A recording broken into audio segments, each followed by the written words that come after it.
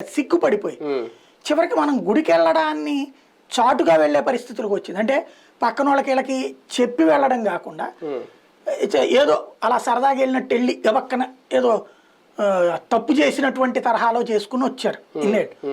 ఇప్పుడు కొద్దిగా గొళ్ళకి వెళ్ళడం ప్రారంభమైంది ఇతని హయాంలో. ఇవాళ బహిరంగంగా ప్రతి ఒక్కళ్ళు మేము హిందువులమే, మేము గుడికి వెళ్తాం, అయితే తప్పేంటంట అని గర్వంగా చెప్పుకోవాలి అని అడిగే స్టేజీ తెచ్చిపెట్టారు. అదొకటే అతి పెద్దదైన మార్పు. రాజకీయంగా అయోధ్య అంశం మేలు జరుగుతుంది అంటే జరగదని ఏం కాదు, కానీ రాజకీయంగా అంటే హిందువుల్ని ఇంకా భారతీయ జనతా పార్టీ దగ్గర చేయడం ఇటువంటి దీనివల్ల ఏమైనా ఉపయోగం ఉండదు. రాజకీయంగా ఇవాళ వైఎస్ఆర్ కాంగ్రెస్ పార్టీలో ఉన్న హిందువులు, తెలుగుదేశం పార్టీలో ఉన్న హిందువులు వాళ్ళ నాయకుడు కాదని బీజేపీ వాళ్ళు ఏమైనా బీజేపీ ఇంకా చూస్తారా?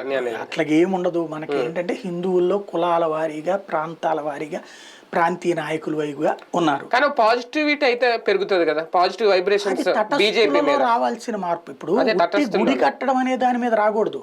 అదే చిన్న గుడి కాదు కదా, అయోధ్యలో ఉట్టి గుడి కట్టారు కాబట్టి ఓటేయకూడదు.